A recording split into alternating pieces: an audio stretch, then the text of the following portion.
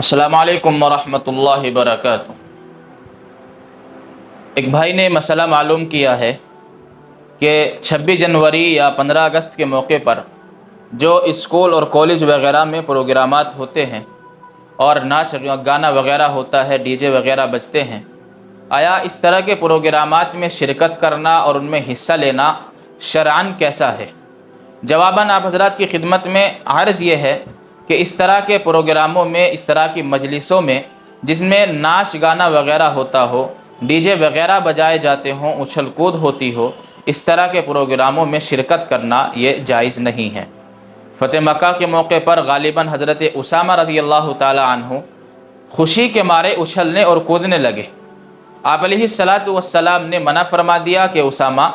ہماری شریعت کے اندر خوشی کے موقع پر ناچنا اور کودنا، گانا وغیرہ کرنا اور غم کے موقع پر نوحہ کرنا اور رونا دھونا یہ جائز نہیں ہے۔ لہذا ہمیں صاف طور پر یہ بات سمجھ لینی چاہیے کہ اس طرح کے پروگراموں میں شرکت کرنا اور اس طرح کے پروگراموں میں حصہ لینا ہمارے لیے جائز نہیں ہے۔ میرے بھائیوں، آج دیکھنے میں آتا ہے کہ اس طرح کے جو پروگرامات ہوتے ہیں، چاہے وہ 26 جنوری کا پروگرام ہو، چاہے وہ 15 اگست کا پروگرام ہو، ان پروگراموں کا جو اصل مقصد تھا وہ اس دور کے اندر فوت ہو چکا ہے، ختم ہو چکا ہے۔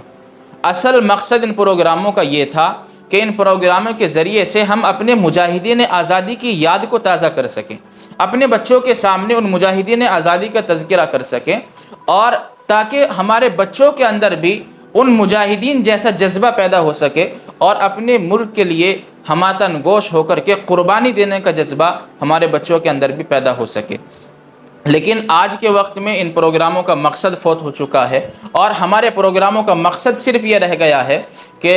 ہمارے پروگرام اسکول وغیرہ میں اور کالج میں پروگرام ہوتے ہیں، بچوں کو نچایا جاتا ہے اور ایک کامیڈی کی جاتی ہے۔ یہ سمجھیے کہ کامیڈی کی جاتی ہے۔ میرے عزیزوں، کامیڈی سے اور ناچنے سے یا گانے بجانے سے دیش آزاد نہیں ہوا ہے، بلکہ قربانیاں دے کر کے پہلے مجاہدین آزادی نے اس دیش کو آزاد کرایا ہے۔ لہٰذا ناچ گانا نہ کر کے ان کی قربانیوں کا تذکرہ بچوں کے سامنے کیا جائے تاکہ ایک جذبہ پیدا ہو۔